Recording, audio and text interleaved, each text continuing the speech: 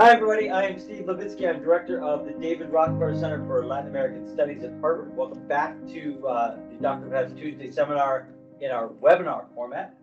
Let me start, as always, by welcoming my awesome co-chairs, Alicia Holland and Fran Agopian. Don't look at Fran. So, want to thank our crack Dr. Vets team of Paula Muñoz, Jill Scales, and Darinel Merced Calderon. Without whom we would never be able to pull this off. Few housekeeping, we just Spanish transition, right? Okay. Spanish and Portuguese. So, oh, great. Yes. So, two housekeeping items before we start. We have translation into Spanish and Portuguese. If you want to hear the presentations in your own language, just go to the interpretation button at the bottom of your screen.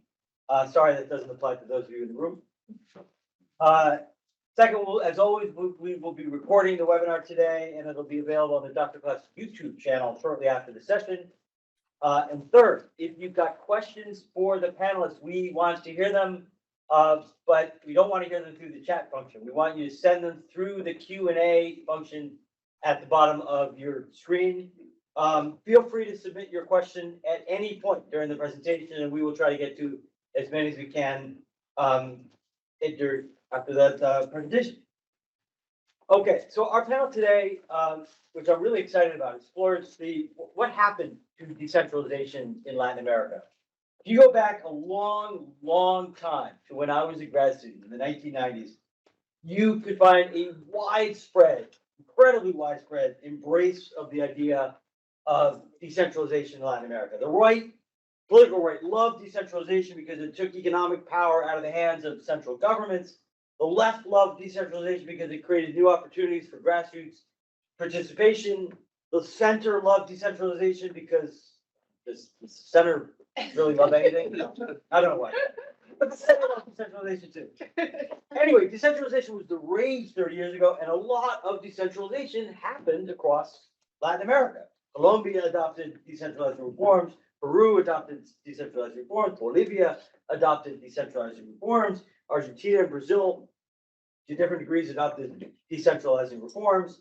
And so 30 years later, Fran and Alicia and I were sitting around with nothing to do, and a question occurred to us.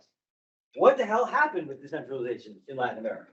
We've now had 3 decades or so to study it, to evaluate its consequences, and I, for one, have very little idea what the consequences were. So did decentralization generate some of the outcomes that were hoped for, that were anticipated? If not, why not? Has decentralization brought any unintended consequences? If so, what are they? And to help answer these questions, which I think are very important, we've invited 3 of the smartest people that we know. I will introduce them all up front, and then they will speak in alphabetical order. I've asked each of them to speak for about 15 minutes each.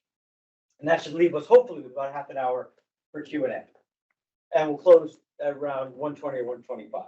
So our 3 speakers, and I've already got them out of order.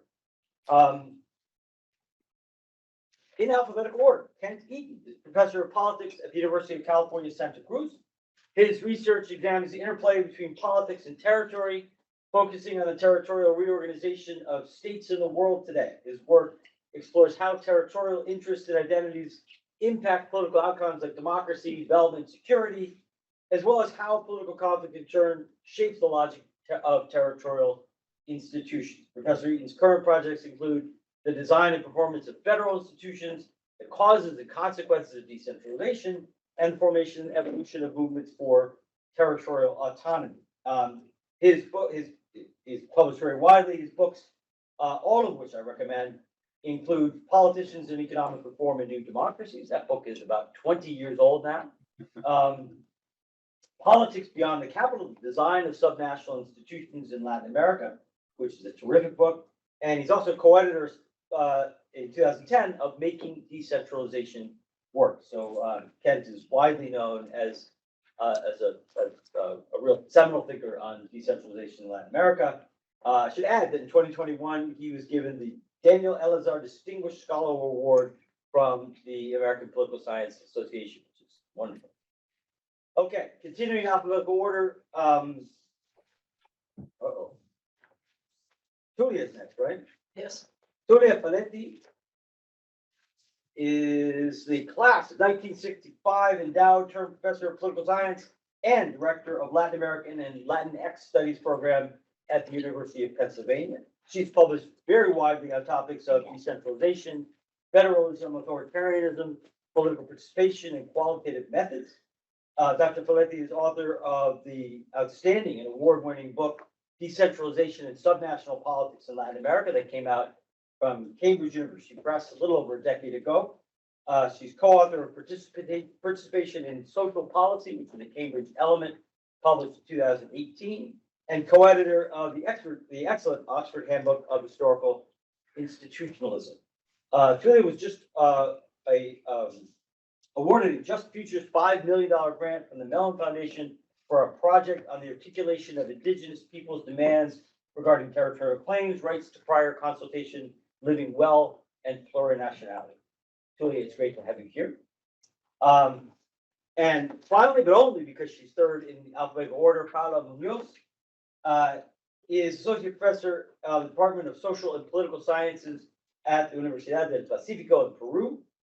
She's published excellent research on clientelism, on party and party systems and party system breakdown, and decentralization in local government, particularly, though not exclusively, in Colombia and Peru. She's author of the excellent book, Buying Audiences, Clientelism in Electoral Campaigns When Parties Are Weak, that was published by Cambridge University Press in 2019. And that year, she was also a member of the consultative commission, called the High Level Commission for Political Reform, which was tasked in Peru, which was tasked with proposing an agenda for the implementation of political reform in Peru, which unfortunately has not been taken as seriously as it might have been. Kent, Tulia, Paula, it is wonderful to have you here. We'll start with Kent. The floor is yours. Great, thank you. Can you all hear me? Great. Okay, I'm going to start my clock so I don't exceed the 15 minutes that Steve has given us. And to start by really thanking him for asking a question that I've asked myself over the years many times, and so as a result, I've really been looking forward to this panel and to be able to be on it with Tulia and Paula, whose work I admire so much. So I thought I would use my time today to kind of play out both answers to this question. Yes, it was a mistake. No, it wasn't a mistake. Kind of in that order. I tend to lean toward the latter. I often tend to ask this question at the country level, given the variety in the way that decentralization was designed. Kind of, did it work in X country or Y country? But I think this is a really fair question to ask at the regional level, precisely because no region experimented more with decentralization, even as many other world regions kind of went down this path. And so I think this is important, not just for Latin America, but kind of more generally for this trend that it generates so much excitement. So kind of, yes, it was a mistake. So one way I think you can get to this answer, is the right answer, is to consider the two most prominent reasons that were used to justify decentralization when it was adopted. One was to deepen democracy, and one was to promote development. In other parts of the world, security emerged as a really important reason. I think that was less important in Latin America outside of Colombia. And so democracy and development were really the main reasons. In some key cases, the hope was that decentralization would make future authoritarian reversals at the national level unlikely. We know from the terrific work that's been generated over the last decade by people like Ed Gibson, Agustina Giraudi, Carlos Hervasoni, that subnational authoritarian enclaves remain alive and well, and that in many ways decentralization may have strengthened, these very retrograde political actors at the subnational level. It's very hard to monitor subnational uses of the resources that were devolved. This is true in many federal cases, but it's not just a federal story. And so I think in unitary cases as well, we can kind of think about mayors as the kind of the new caudillos, behaving in ways that are really quite authoritarian at the most local level, strengthened by decentralization. You can also kind of think about the argument that decentralization really decentralized hyper-presidentialism, and that we have these overly powerful governors and mayors vis-a-vis quite feckless, subnational legislatures in ways that have not been positive for. So that critique of presidentialism kind of works at the subnational level too. And really, widespread disaffection with democracy that in some cases can be traced to, displeasure with mayors who are deemed as either corrupt or ineffectual. So there's a lot of kind of, I think, reasons to believe that decentralization didn't work as something that would deepen democracy. What about development? So the hope here was that decentralization would lead to improvements in service provision for a whole number of reasons. This is probably the most important reason that got so many international donors excited. Better information about what people need at the local level, maybe easier to hold local officials accountable at the local level for what they supply or fail to supply. So lots of evidence, that service provision really worsened in the aftermath of decentralization, and the subnational governments simply were unprepared to take on these really important responsibilities that were devolved, like health and education. There's just in the last few years, I think, a really wonderful work on territorial inequality is something that maybe decentralization has worsened in terms of unevenness in the access to basic goods and services. So Silvia Otero Bahamon's great works, Jenny Pribble, again, Agustina Hidali's work on, sort of territorial inequality within the same country in terms of the access to, goods and services. And then in addition to service provision, an earlier and large literature on how decentralization in the absence of hard budget constraints undermined fiscal stability. And so, Eric Wibbles, Jonathan Rodden, that kind of earlier work, kind of pointing to the negative impacts on development of decentralization. So if the answer is yes, decentralization was a mistake, then I would say that much of it comes down to capacity. So not just in Latin America, but more broadly, there's a common argument that you see that you really can't decentralize, you shouldn't decentralize the state before it exists, before state capacity has sort of achieved this kind of requisite level. So serious capacity deficits have been exposed by decentralization. Authority, you can decentralize authority from one day to the next, but capacity takes years to build, and often decentralization programs didn't include much in the way of explicit capacity building. We now have, a really robust literature on state capacity that's trying to understand, at least at the national level, why some states in Latin America are so strong and some so weak. That's really great that that's received a lot more attention. And one could argue that if decentralization is really about institutional design, that this was a real distraction, that the deeper question is how to build stronger institutions, not sort of how they should be designed. And so maybe this was a distraction from kind of the more fundamental question of where do strong states come from, right? On the other hand, and this is where I want to kind of pivot to the, from the kind of the more pessimistic stance to the more optimistic stance, I also think there are really good reasons to doubt that state capacity can simply be built in the capital and then carried from the capital to the localities. And so that was a major fallacy of the 2016 peace accord in Colombia. I can say more about that, but I think more generally, maybe the subnational arena is the arena in which state capacity can emerge, and that it's a fallacy to kind of think that it's going to be generated, in the capital city and then permeating from that central point. So one could argue that the decentralization of authority before capacity was the fatal flaw, the real error. But what comes first? So maybe, the decentralization of authority in the absence of capacity, though ugly, creates incentives for the eventual emergence at the local level of more capacity. So if decentralization hasn't worked, at least hasn't worked out as planned, I think the answer isn't just to re-centralize in response to those failures. Although you could also answer this question, did decentralization fail, by saying many people in Latin America feel that it did, if you look at the spate of the frequency of re-centralizing moves to reclaw authority back to the central level. Okay, so let me kind of shift to the no, it wasn't a mistake, which I think is sort of where I would position myself.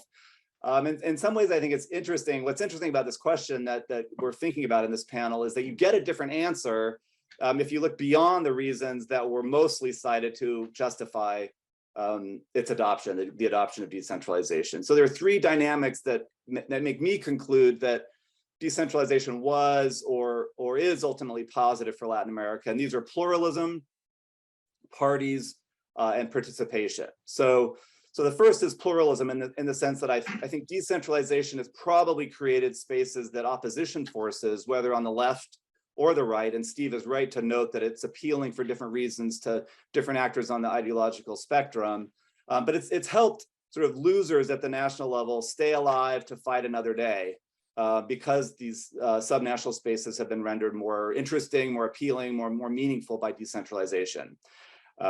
This is especially true when it's capital cities or important provinces that the opposition can control. But I think you could argue that maybe subnational governments are more useful as checks vis-a-vis overweening presidents than are national legislatures, in some cases even judiciaries. So sometimes it's the right that finds shelter in the subnational level. I think that was the case in Bolivia and Ecuador during the left turn. Sometimes it's the left, and I think that's true in Colombia and Peru, where the left was able to kind of shelter before only very recently in the last 2 years winning nationally. So if decentralization kind of lowers the urgency of winning elections, enabling losers to live to fight another day, then that's important. And given profound threats to pluralism, not just in Latin America, if decentralization helped it survive, it helped kind of defend pluralism, then that's no small thing. So the second reason I think to maybe come to a more optimistic conclusion about decentralization has to do with party building, although it was really rarely stated as an explicit goal. The creation of new parties didn't often seem to be an important motivation, as Steve and others have reminded us in their work. The challenges facing the creation of new parties are severe, and yet they're critical for the success of democracy.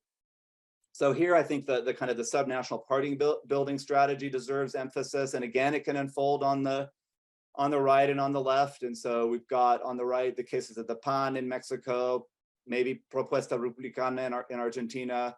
On the left, the cases of the PT.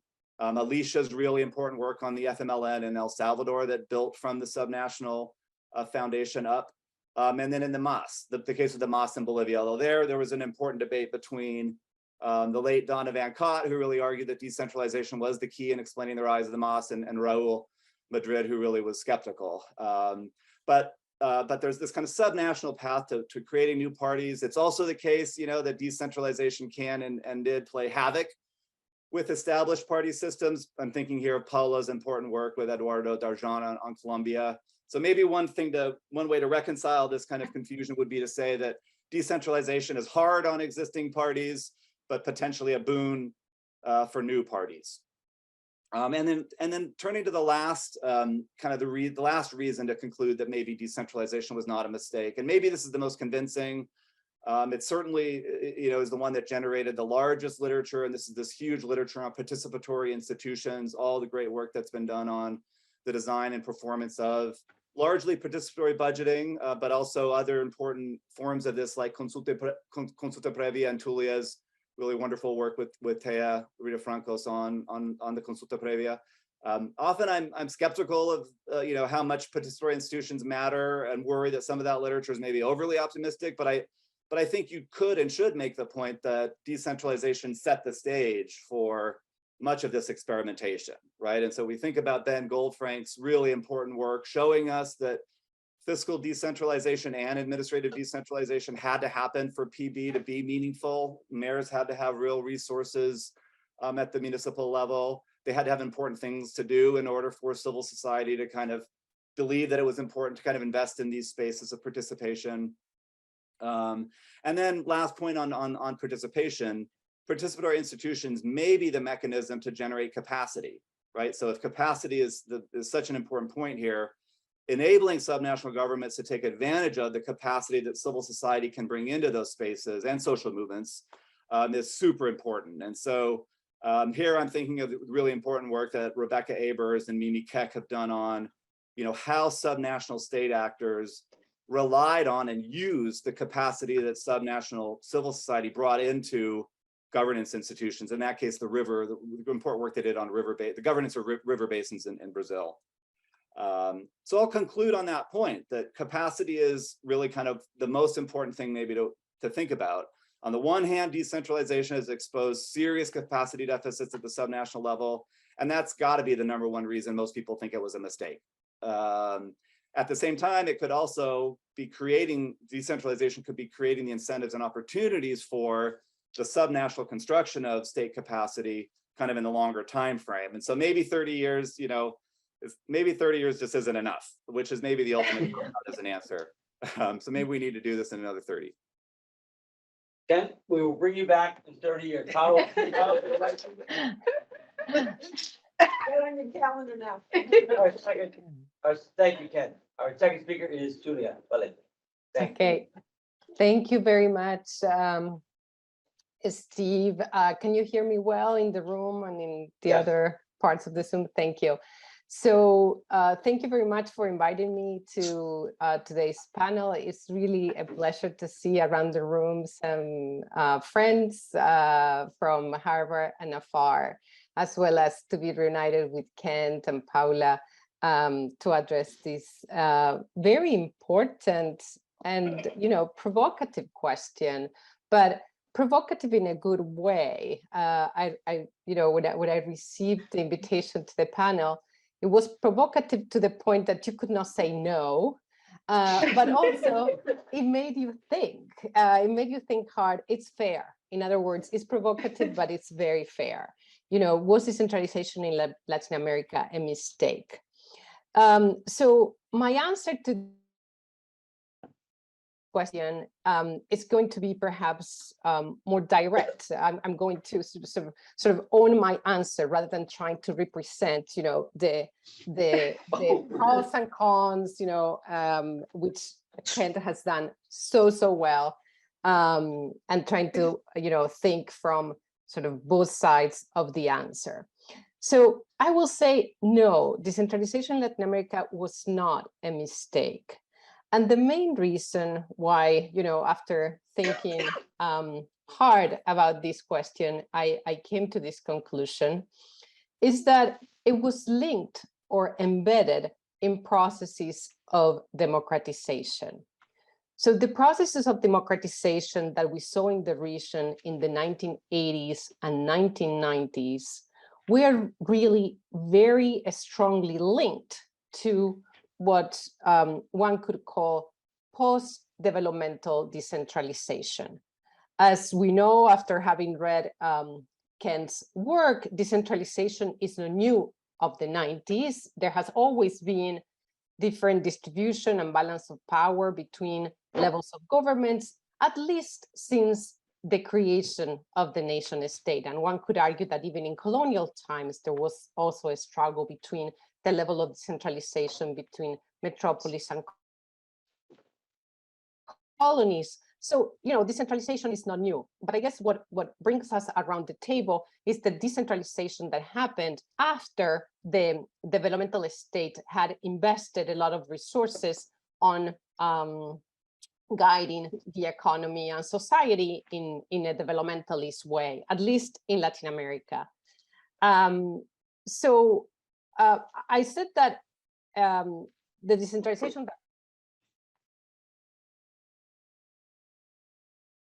in Latin America, which is entangled with neoliberalism, was part of the process of decentralization. And here I want to refer to 4 examples.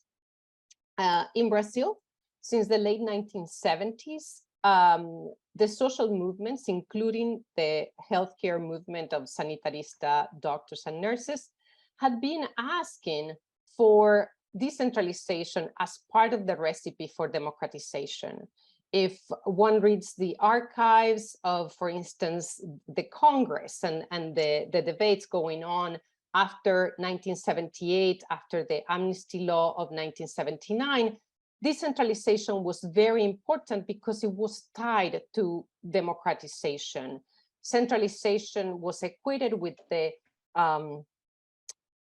military dictatorship of Brazil, and decentralizing was almost synonymous with democratizing. This is why the first move in 1982 requested by the opposition to Arena, the military party, was to democratize the election of governors, followed by later the democratization of the election of mayors.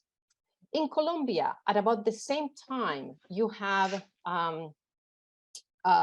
social mobilization in what are called the paros cívicos, the civic strikes, demanding decentralization. We are talking about the late 1970s. And this is seen as as a response or as the recipe to end democracia pactada, to end the pact between the liberals and the conservatives that had been in place for already over 2 decades. So decentralization here meant not only transferring more resources to localities that were starved of those, because the developmental state had invested money in 5 large cities in Colombia, but really nowhere else, but also democratizing the country in terms of including political actors who had been excluded since the assassination of Gaitan. Take Mexico. In Mexico, the same. Many scholars have talked about the fact that it was necessary to decentralize political power at the local and state level to democratize the country. And finally, Bolivia. In Bolivia, this happens much later. It happens in 1994, but it's hard to imagine that social movements would have acquired the level of inclusion in the state they acquired in the early 2000s without that mega law of decentralization of 1994. We decentralized all, politics, fiscal, and administrative capacities towards municipalities and some also towards the departmental level. And finally, besides these 4 cases,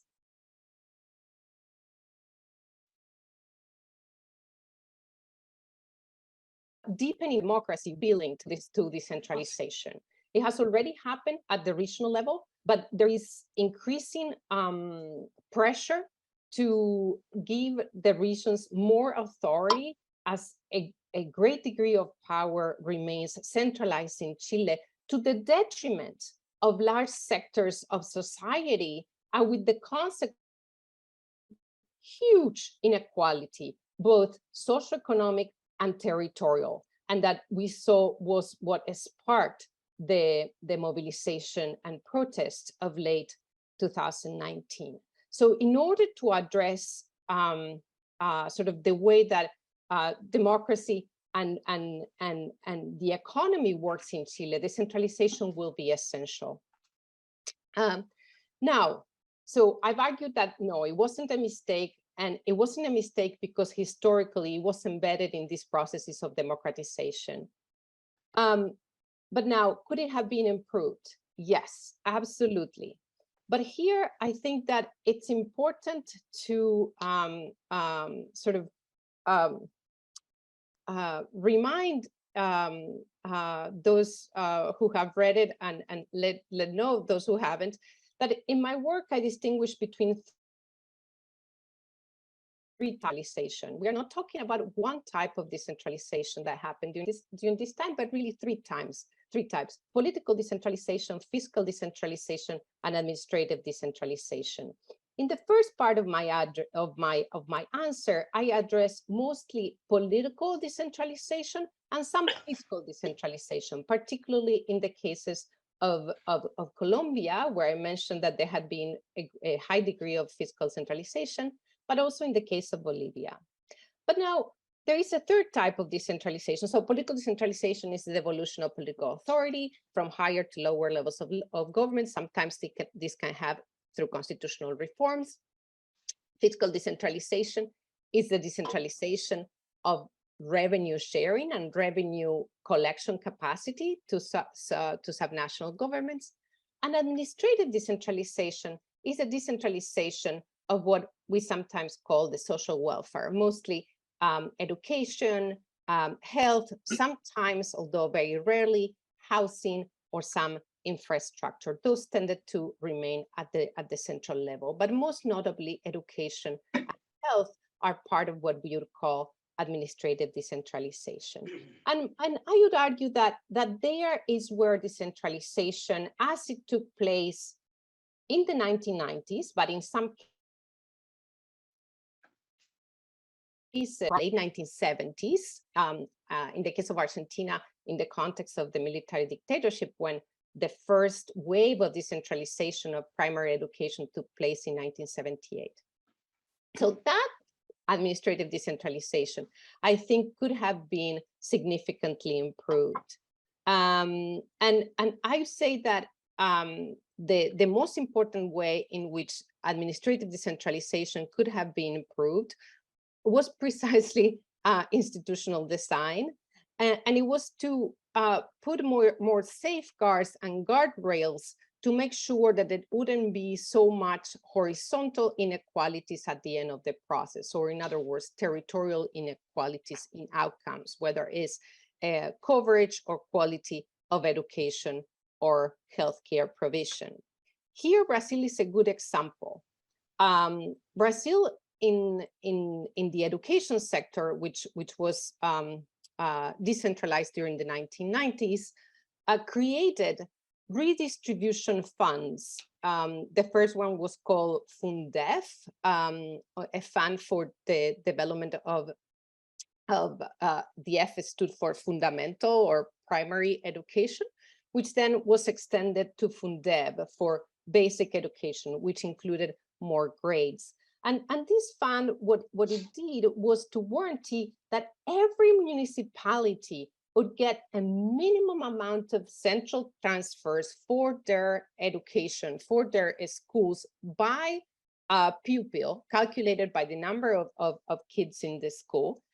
And if a municipality didn't reach that number through their own system of fiscal transfers, then the federal government would complement the remaining balance. So this was an equalizing measure, and that's what we missed, to my knowledge, in pretty much every country that decentralized education or healthcare in Latin America after the demise of the developmental state.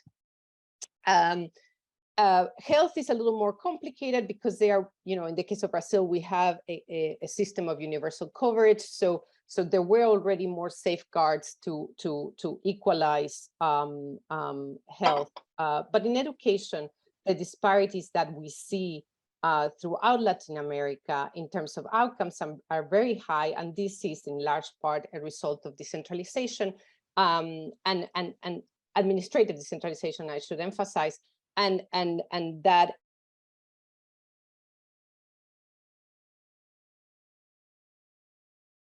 requires improvement. Now, much more than it was true before the 1990s, where you live in Latin America determines the quality of education or healthcare that you get. Very similar, by the way, to the United States. For those of you who have grown up and live here, know that that's the case here, very much so. It wasn't like that in Latin America before the 1990s, and that's the case it is now. Decentralization has made the place where one lives more relevant to education and health outcomes. So I may have taken 12 minutes, not the full 15, but I think I'll stop there and leave more time for Q&A. Thank you. Great. Thank you, Tulia. Paula, you're up. Okay, thank you. Let me put well, it's very nice to be with you. I would like to express my gratitude to Steve, Alicia, and Franz for the invitation. It is also a pleasure to be here again, at least virtually. And I want to say that I'm also particularly honored to share the panel with the two academics I read with great interest when I began studying the decentralization process in Peru a while ago, and I was deciding whether to apply or not to grad school, and they were both a great inspiration to me. So this is really, truly awesome, and I'm not sure if it's well-deserved or enough. I must say also that this invitation was originally placed to either me or Eduardo Darjant, since the organizers were interested that either of us presented at least the argument we worked together in two pieces we co-authored long ago. and I was designated the representative of this academic partnership. So I just wanted to mention that. After this brief introduction, I will express directly my main point. I also agree that it is a very important question, but a very difficult one to answer. Was decentralization a mistake in Latin America? I was thinking you are really mean, no? You really like placing a very important question, but it's a kind of a tricky one, and I'm gonna say why. First, it was not clear for me what the relevant counterfactual for the question is. Not decentralizing at all, decentralizing differently in terms of sequence, depth, and different dimensions. That is, with different institutional design, decentralizing while or after doing something else. So the question, and that is a point I want to make, may vary. The question and the answer, more than the question, will vary depending on how one establishes the counterfactual comparison. And this leads me to my second point. The time frame is also not specified clearly in the question, and as Ken has studied pretty well, decentralization reforms in many countries are followed by attempts to re-centralize. So it was not, or it's not clear up to the front which round are we analyzing, if we should go further back to a previous round to understand the problems or limitations that the most recent one confronted in each country. For instance, where should I start my assessment, for example, for a Peruvian case? In the 2003 reform, in the 90s, or in the early 80s? Or alternatively, one could also evaluate, as Tulia has already showed, alternative sequences of decentralization processes, or that is different combinations of dimensions of the decentralization. So again, I believe here that the question for the starting point becomes relevant. And third, and that was my main point, and I think this is like where I'm gonna contribute more, I think, the effects of decentralization, as with other institutional reforms, I believe it's really contingent on the context in which it is implemented, and not only on the broader political institutional context at the national level that mediates the effects, but also the socioeconomic and political institutional context at the subnational level. Therefore, it will be really difficult to come up with generalizations for all the region. And as an example, and here I agree with, I see I have much more agreements with both Tulia and Kent. A fair example of this point is that a main first contention I was thinking to make is that in the long term, political decentralization seems to have had a big impact in democratizing access to elected office across the region. Particularly at the local level, I think decentralization provides alternative channels of access to power for historically marginalized groups, such as peasants and indigenous leaders, and contribute to plurality in this sense. And some may point out that the reformers' expectations were at least partially met, that decentralization has been a democratizing in democracy, enhancing reform. However, others could as well argue that this has not always been the case, that in states or municipalities where powerful economic or political elites remain, such as paramilitary groups, illegal economy actors, organized crime, and others, these could manage to manipulate the norms in the process in their favor, accumulate power, and block de facto the democratizing potential of this reform, even changing the subnational regime type towards a hybrid one, as also Ken pointed. So, having made this introduction, in the rest of my intervention, I would like to highlight two combinations of contextual factors and plus decentralization that I believe have had some problematic results that make some people now reconsider whether it was a good idea to decentralize or to have it done in the way it was done. First, decentralizations in contexts with weak programmatic cleavages or deep conflicts, polarization, And second, decentralization in context with weak state capacity. I proposed the first idea in collaboration with Eduardo Darjan. So that is, I wanted to highlight this. We contended that decentralization and other political reforms limited national parties' control over the distribution of national patronage resources may have had as unintended consequences that weakening of political parties and have made party building more difficult to attain.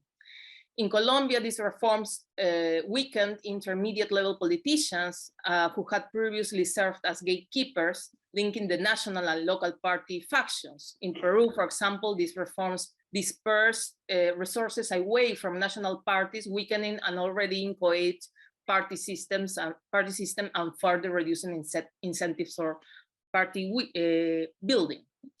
Theoretically, the argument goes like this. In countries with weak programmatic cleavages, such as Peru and Colombia, where other forms of political capital were not abundant, patronage resources were important for linking national politicians. The control of public sector jobs, for barrel projects, campaign funds, and other public resources allowed parties to attract and retain the loyalty of local candidates and activists through the distribution of selective benefits. To the extent that party leaders control the vertical flow of such resources, they can maintain subnational linkages by structuring the careers of local politicians. So political reforms that undermine party leaders' gatekeeping capacity as the distributors of selective incentives, or that provide local politicians with independent access to resources, may unintentionally sever subnational party linkages, thereby weakening national parties and making future party building more difficult. On the other side, by allowing local politicians to attain office through direct election rather than being centrally appointed, decentralization reduces their dependence on national party leaders. It also creates demands for local level campaign funds that national parties often cannot meet, as Morgan has pointed out. And so that consequent use of self-financed campaign in turn reduces local politicians' dependence on national parties. And when mayoral or regional offices are won by self-financed local politicians who then assume control over these offices and their patronage resources, national parties' control may be seriously threatened. This is particularly true when local elections are not concurrently held with national ones. In conclusion, the point I wanted to make is that in the absence of a deep ideological or programmatic divide, decentralization can unintendedly undermine parties and make party building even more difficult. In contrast, I think that when these cleavages are present, decentralization may have even helped new parties to build across the territory from the bottom up, such in the cases that were already mentioned, like the cases of Brazil, Bolivia, El Salvador, among others. But this effect of decentralization is contingent on the type of divide that you have politically previously before decentralizing. Secondly, and probably more concerning, decentralization reforms implemented in countries with low state capacity have generated a series of problems or political malaises. First, as Kent already pointed out, the uneven provision of services and rising levels of territorial inequalities in some countries that are problematic, and I'm not gonna go further into it because it has already been discussed. But something that has not been mentioned, and I think it's important to consider, is that also in this context, a second problem that has emerged is that decentralization reforms have spurred and decentralized corruption. And this was even more when subnational easy rents were available. The literature on corruption has long found that decentralization, at least political decentralization, frequently increases corruption, especially because it increases the number of power players. And this will be more likely, and a more likely scenario when we observe a bureaucracy with low levels of state capacity and autonomy, since it will become permeable to corruption. So in some contexts, and I may be biased by the Peruvian case, the effect of decentralization of corruption seem to have been intensified by the abundance of fiscal rents during the commodity boom. Indeed, some authors like Arellano Yanguas have argued that we experienced a subnational natural resource course that resulted in the increase of local mining conflicts and other problems of territorial governance, including rising levels of corruption. Second, decentralization with weak state capacity may also have empowered undemocratic local elites and or organized crime who are not adequately checked or controlled by the center. In local regional contexts in which subnational governments coexist with illegal economies such as drug trafficking, illegal mining, timber trafficking, this can result in a symbiotic relationships between illegal actors and subnational governments in which challengers and local state officials cooperate to achieve illegal ends, including corruption, non-enforcement of regulations, and other forms of capture of the regulatory power. And what is concerning is that in these scenarios, violence becomes normalized, as well as some violations of human rights, such as human trafficking, and that are very concerning and are increasing in some regions of the region, in some zones of the region. In summary, the main point that I wanted to make is that under some contextual conditions, decentralization reforms have probably produced more losses than gains. From this, however, I do not conclude that decentralization per se as an ideal was a mistake, but probably the particular form or design it took in some contexts that could have been improved.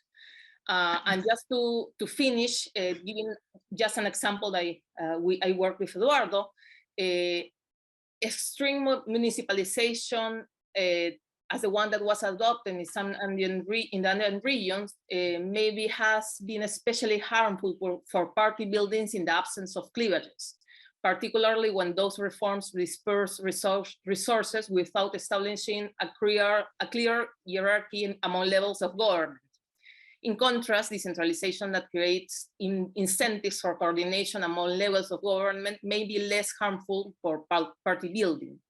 If regional authorities retain significant hierarchical control over local governments, they may be more likely to maintain, for example, partisan linkages articulated from there.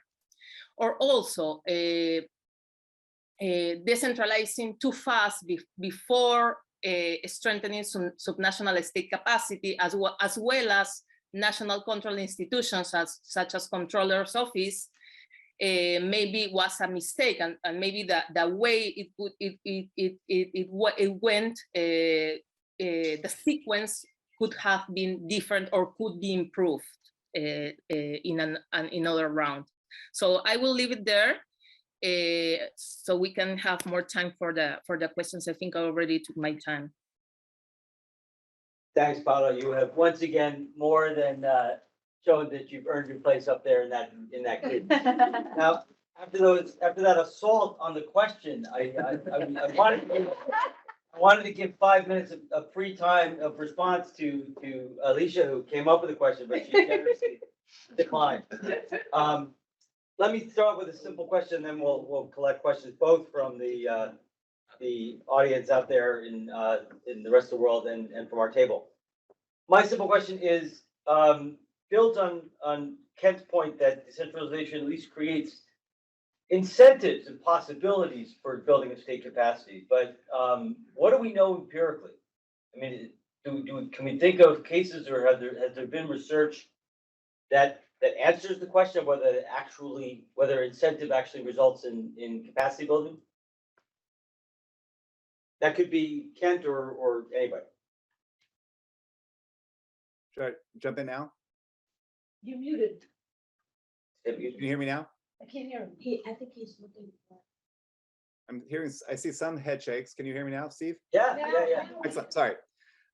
So, maybe just to kind of say that I think, so why would one be optimistic that capacity can indeed be generated at the subnational level if we should be skeptical about its the ability to kind of just build it in one spot and then carry it to the territories? And so, I mean, I think there are multiple, but maybe the good news is that there are multiple channels here. And so I think I mentioned, the civil society channel, and this is the kind of work that's suggesting that actually networks straddle state and society, and that all of these a lot of this is on Brazil, but a lot of sort of state actors able to benefit from the lengthy process of building capacity that's emerging among kind of the sanitaristas would be a really good example that Tulia mentioned in Brazil, but also business elites. And so, the book that I did most recently, kind of looking at how actually in Bolivia and Ecuador, business elites at the local level, when they controlled the show, were willing to invest in technical know-how and administrative capacity. And, it wasn't the central state they were building their local state. And so they were willing to,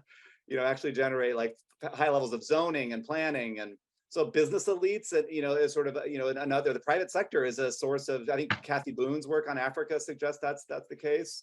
Internationally, we can kind of think about NGOs for their own purposes that have tried to partner with subnational governments to help them do things like impose restrictions on mining. And so in the Peruvian case, there's a lot of environmental NGOs that are in places like Cajamarca trying to help them figure out how to do zoning, building their capacity vis-a-vis Lima that doesn't want that kind of control or that kind of, imposition of constraints.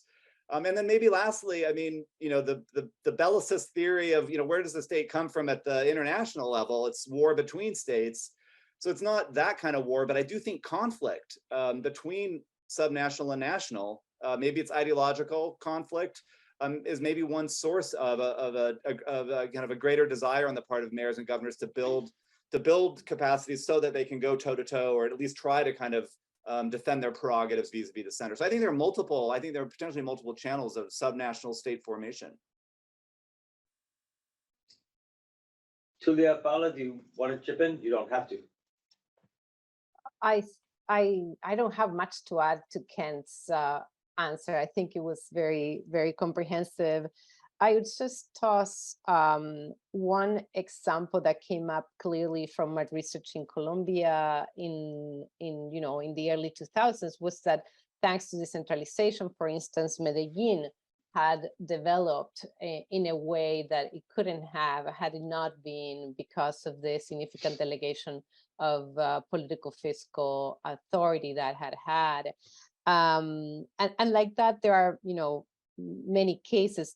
The extent to what this amounts to a very systematic study of state capacity building at the subnational level. Right now, I cannot think, of a study to cite, but there are certainly many cases.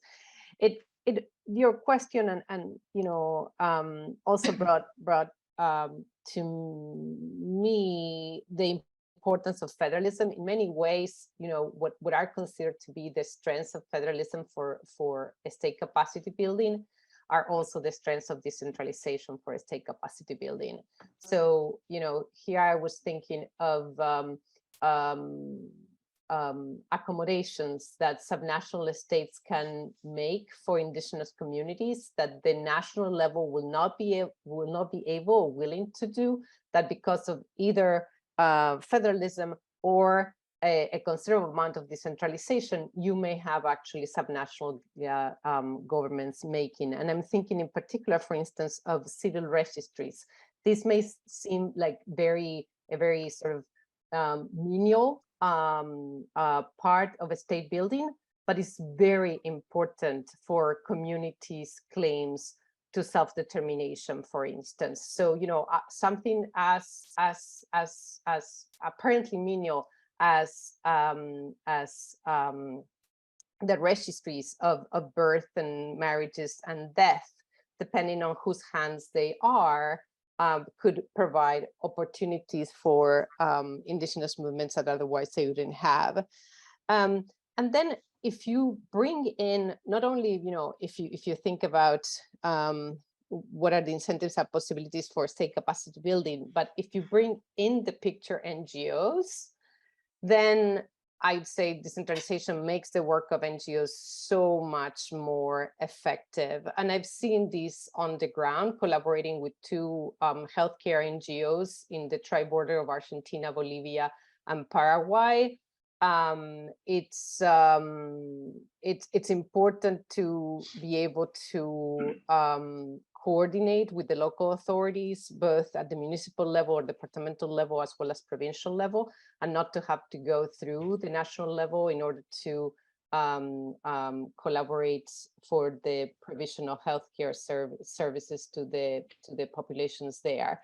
And I'd say that, you know, of the three countries, actually, Bolivia is the one that in the healthcare sector shows the higher level of centralization, because the decisions, but as actually in the capital of the department of Tarija. And that has been really very, very hard for the partners to develop a program and to attend the otherwise unmet needs of the local population. So, you know, when you are in the context of what O'Donnell called the brown zones, and you need collaboration with NGOs to reach people in terms of health care, decentralization, as far as I've seen, it's very, very helpful.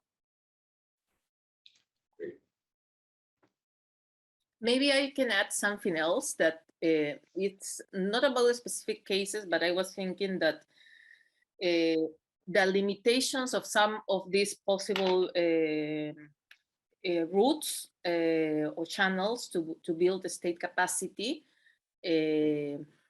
up to a point are limited to what you have nationally, and to what extent at the national level you already have some kind of capacity or willingness to build a state capacity of its own. So in some cases you can see improvements, but if you don't get some way to, for example, institutionalize and really change and establish a civil service career that can allow you to take those improvements and make them durable over time, they may change once the government, that the mayor or the party in office that is willing to build capacity changes. So that is like and again, that those are more contextual conditions that make this way more difficult in some contexts in which you already have a national level low state capacity, and you don't have, for example, a very institutionalized party system. Two things that allow you to stabilize or these efforts and because these efforts take time to really root and improve. So that is the only thing that I wanted to. Thanks. Alicia. All right, thank you, everyone.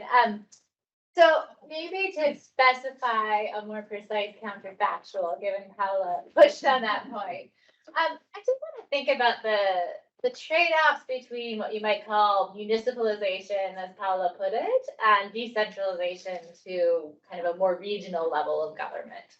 Would, you know, governments have retained some of the positive effects in terms of pluralism, parties, maybe even participation, if they had stayed a little bit more at the regional level, governors or departmental presidents, versus heading all the way down to a municipal level? So is municipalization really the problem? And second, let me ask one that's coming from Dorothy Cronick, virtually. So she rightly points out this tension, that Paula's point that decentralization often weakens established parties seems in conflict with Tulia's emphasis on decentralization as part of democratization. So if we need strong parties for democracy and decentralization weakens strong parties, even potentially parties with programmatic linkages and cleavages, where does that leave us? And potentially this also gets at some of the timing questions of, is decentralization going to have different consequences depending on if it's accompanying a transition to democracy? So why don't I put those two out there?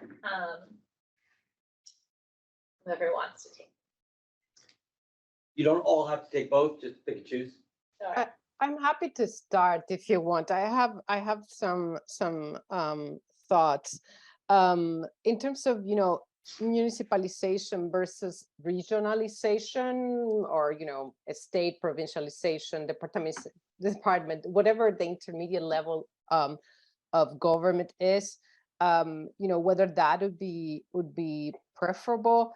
I think it's hard to generalize, and I think the early work of Wibbles and Roden may have pointed in that direction. I mean, it was a long time ago, so I don't remember all the nuances, but I think this is a question that they posed cross nationally, and I think, well, independent of what those findings might have been, I think it's really case dependent. For instance, in Brazil, you have 5,500 municipalities, and given its size, 27 states, to decentralize to the states and not to the municipal level would create a lot of problems for the delivery of services that wouldn't be very different from having, a very centralized government, which quite honestly,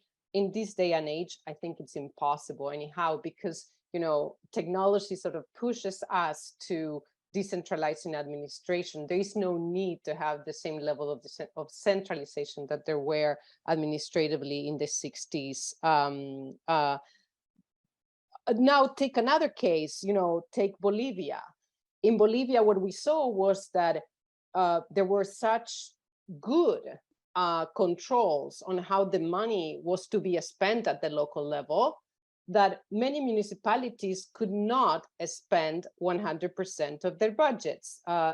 Spending during the 2000s was around 70 to 80% in Bolivia, because the municipalities didn't have the capacity to execute all that money. So there, adjustments were necessary. Would it have been better there to have the departments? Well, perhaps, they may have been able to execute a little bit more. I would argue that from the ground, in the tri-border with Argentina and Paraguay, no, it's not good that there is more authority at the central level, because it's very far and they have no idea what's going on in the municipality where we are working. And then strong parties for democracy. My question, to others, I'll let them tackle this question, is, do they have to be national parties? I mean, yes, we need strong parties for democracy, but do they need to be national, or could we have a strong regional parties which are actually, fairly compatible with political decentralization, and have those be the ones that, move democracy forward? Honestly, when we talk about democracy, I feel that we are so close to the edge of the abyss anyhow, that to think outside of the mold, will probably be more helpful than trying to replicate sort of all models of national party systems that are proving incapable of handling the diversity that we have in so many countries.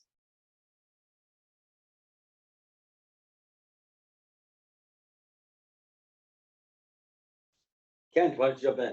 Sure. So just kind of thinking about Alicia's question, and is there, which is really a design question. So municipalization versus regionalization, would one have worked out better? And in particularly with the latter have been better in the way that Alicia posed that question. Is municipalization really the problem? And it's interesting, Alicia, because as you were setting that up, I was imagining you were going to say the opposite, right? That municipalization is maybe a strategy, an approach, a design choice that has a better shot at generating some of the outcomes that we aspire to. And sort of really the local level is where local voters are going to have a better shot at controlling in that kind of immediate sense of a city or a county or a village. So it's interesting. I was sort of anticipating that you were going to kind of come down in a different place on this. I think the political reality is regionalization often threatened the center, and is likely to be seen as a threatening way to design decentralization compared to the lesser threat, that a mayor could pose, or that that a set of mayors could pose. I'm thinking also your question makes me think of this argument that in countries that did pursue the regionalization approach, the region becomes the new center, right? And so Judith Tendler's really important work on Ceará in Brazil, Marilee Grindel's important work on Mexico, where kind of the governors become the new lords of the mayors, and so in some ways it just recreates that regional approach. Really often just regenerated centralism just at the state or provincial, level. But I think my position is sort of, this is fundamentally a design question, and my sense is capacity matters more than design, and kind of the relative levels of capacity at the regional or municipal level are the kind of the more important concern. And that, and this is something that I kind of wanted to also say, is my skepticism about institutional design is that it tends to kind of generate the sense of, if it just had been designed right, or maybe we should go back to the drawing board and redesign, when I think the reality is, almost for any policy field, collaboration and coordination across levels of government, federal, provincial, and municipal, is really what actually is the real challenge. Right. And so this notion that, it's kind of a fallacy to think if we could just design it perfectly, so this level of government does this and that level of government does that, when the reality is it's like, different roles assigned to all levels, and how to generate kind of more productive, forms of collaboration and cooperation, and rather than to kind of think it's about, the institutional design itself, And so for me, it's always kind of capacity more than design, I think is the more fruitful kind of thing to ask about.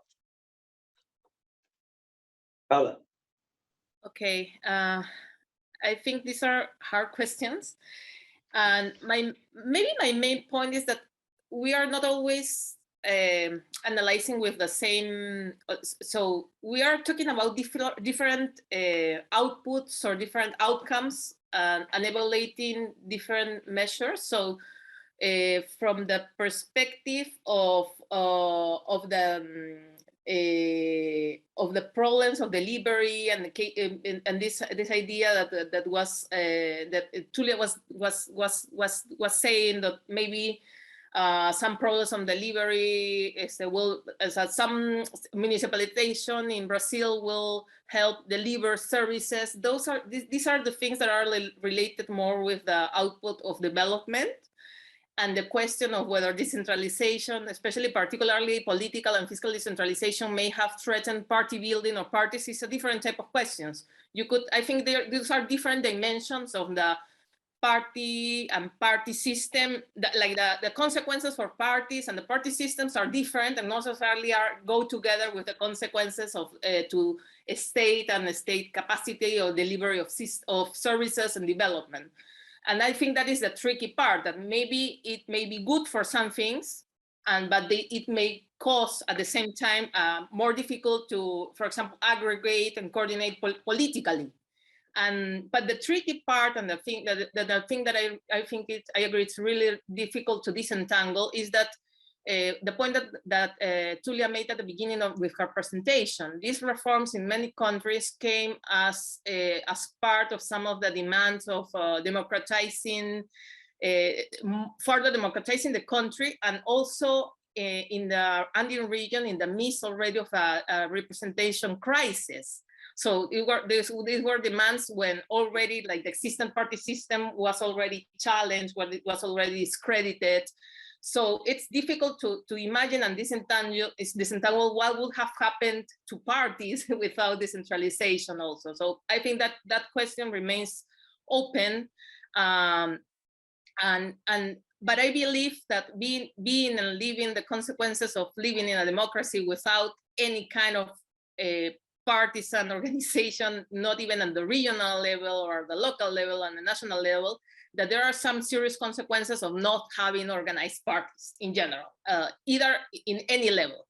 And at the end, these contextual conditions can threaten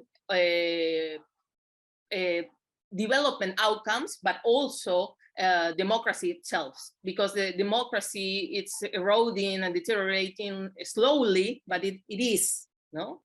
And it's interesting because now, for example, what we are living in Peru is some of the the ways in which with the last new governments, we are kind of incorporating some of the practices that were more institutionalized about how governing, dealing with the state in the regional level and local level to the state level, national state level. And these are bringing further problems of service delivery and outputs that we already used to have in Peru. So we are kind of getting even worse with this venture of opening of access. So it's a trade-off. I don't know. I don't know if we can choose, no, that because the last part, and I was also thinking in the same way that Ken is that all these things about design are also tricky because partly decentralization measures, the way we had them, are endogenous to the political system we had when they were designed. So the particular balance of power that we had in Congress and in the multi-level system in before, or in the multiple rounds of decentralization, recentralization, and changes of rules, because also this moves along very much, no?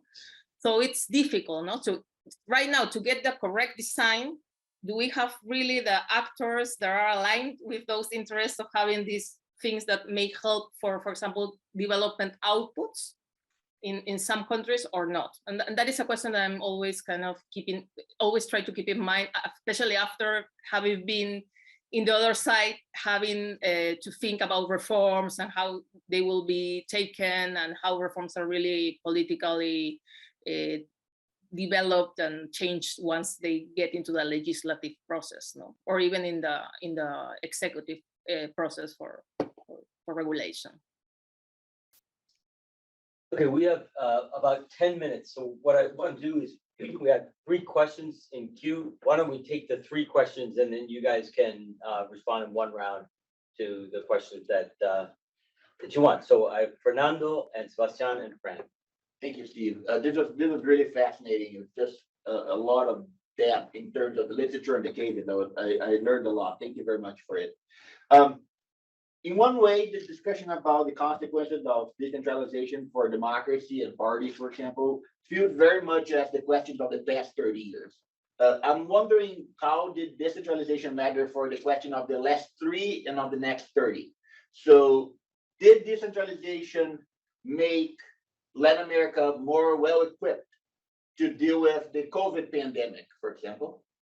And did it make it more well-equipped to deal with the challenges of climate change than it would had it not happened?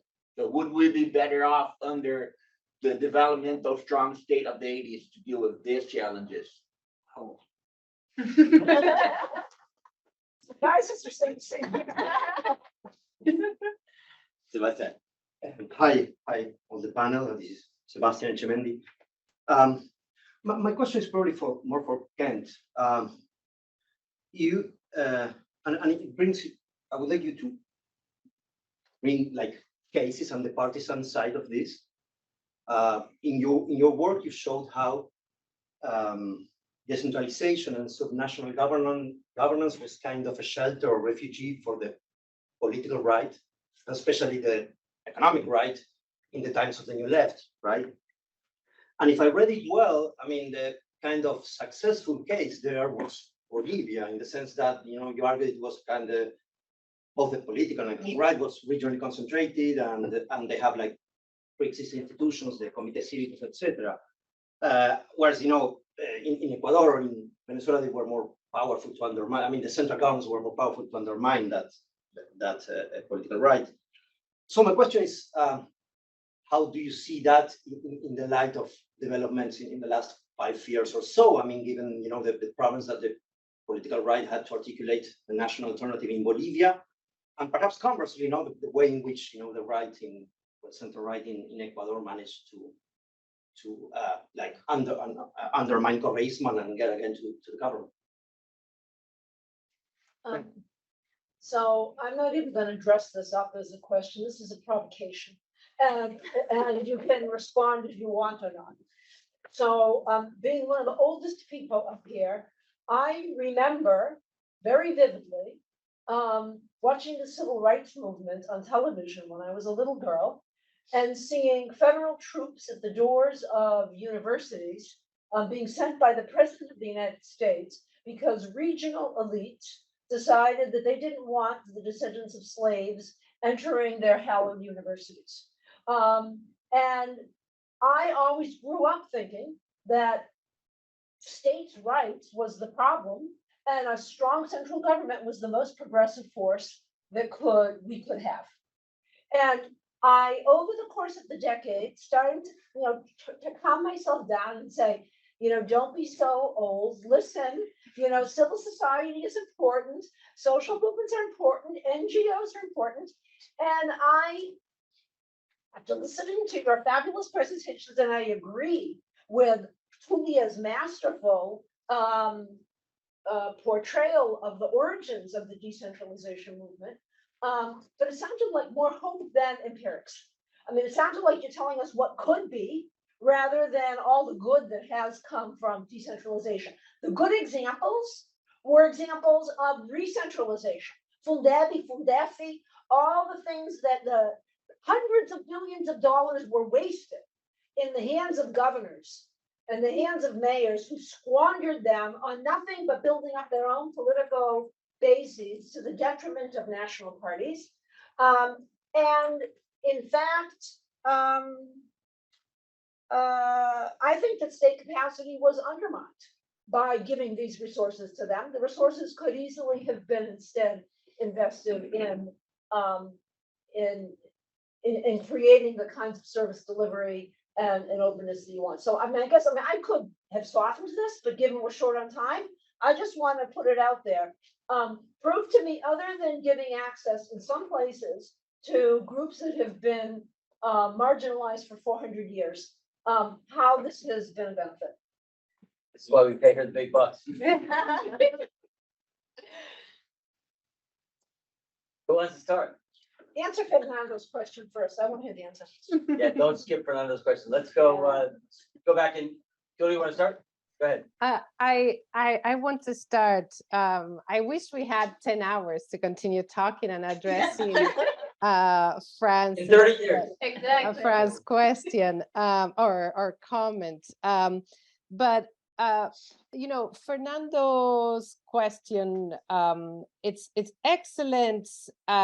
But I think at the same time, we have to be careful not to think that decentralization, which is simply the transfer of authority, money, and administrative capacities from central level to either regional or local, is not the silver bullet for everything. I mean, it's hard, to say, will decentralization has decentralization made states more or less capable to deal with climate change? I mean, there are so many determinants of the output here that looking at decentralization, we'd be looking at the tiniest lever that can impact that outcome. With the pandemic, I think we are in sort of better grounds because decentralization of health, presumably was important to how the vaccines were distributed from central governments all the way to local governments. And in theory, I haven't seen these, documented systematically, but in theory, decentralization should help.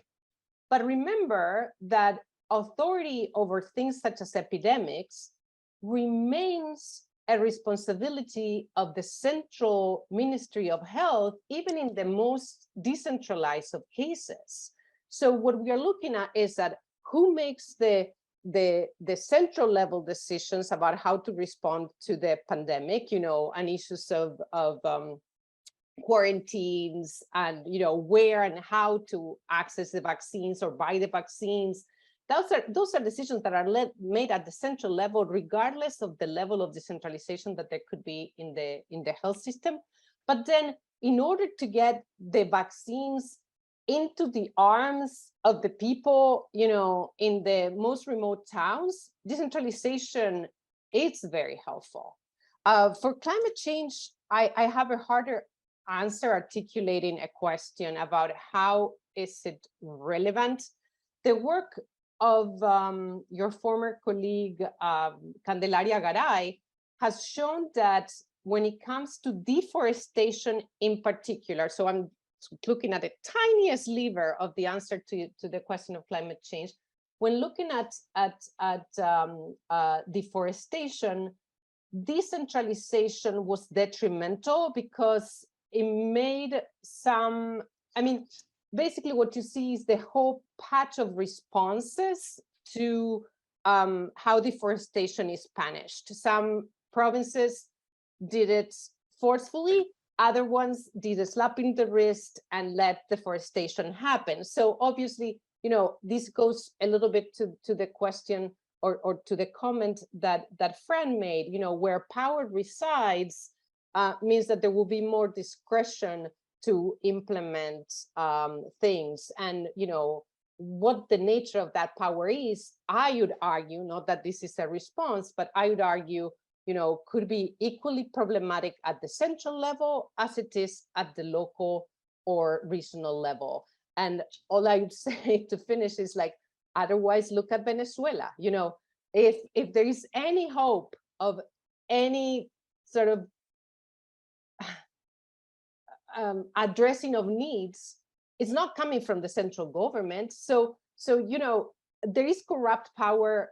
There is the potential for corrupt power anywhere. It doesn't have to be at the local or state level.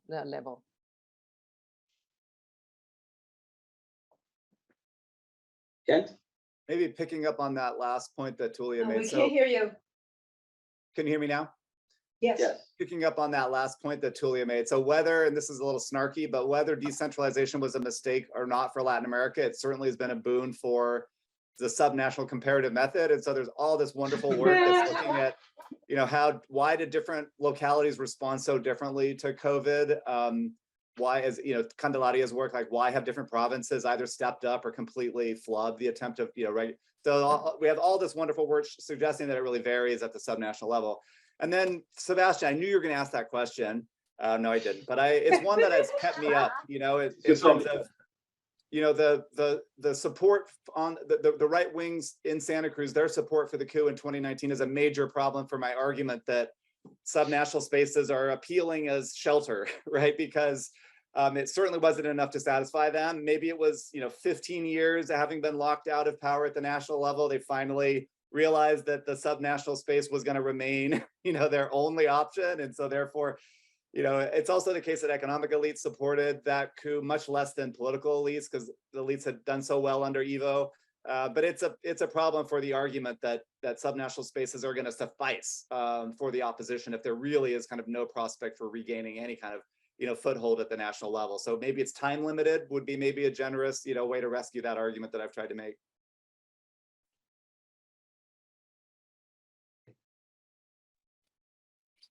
My turn? Your turn.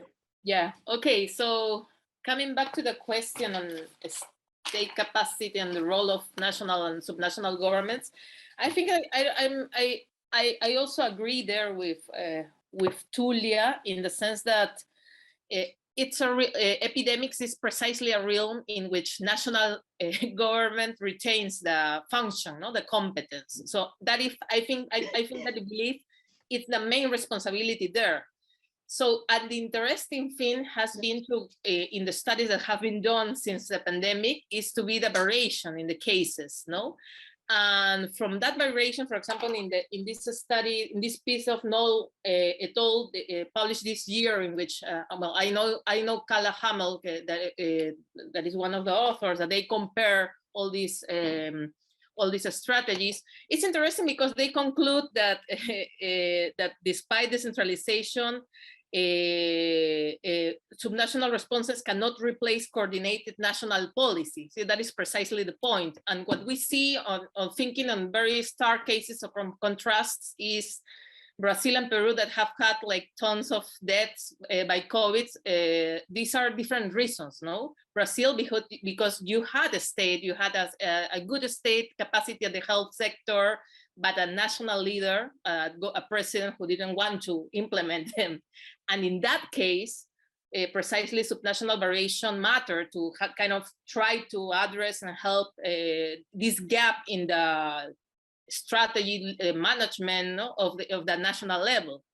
And in Peru, the interesting thing is that everything went wrong, no? That not having a state capacity in general at the national level was the basis of a very poor response. But you could also see the problems of having decentralized without building capacity at the regional level and having so much corruption there. So we basically had problems because we didn't have hospitals, because in many regions, hospitals were not really finished or were not built because they were part of corruption cases. Those were one of the cases, and decentralization was not enough or good to supplement or the problems of the state capacity and the sector, the health sector that already was in place before decentralizing. So it's like a sum of things. So my conclusion in that sense is that I go back to the main point Ken was doing in his presentation, that and in the discussion, that maybe the big problem or a big question is more than if decentralization is a good idea or not, is how do you build state capacity where it's not present, and how, if it is possible, and how and what are the routes to building this state capacity, both at the national level where it doesn't exist or it is weak, and at the subnational level as well. Thanks. We are out of time. You guys look for invitations from Alicia, Brad, and me in 30 years. We'll be back. For now, join me in thanking Ken Eaton.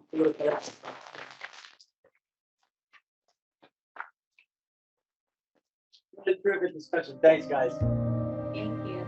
Thank you.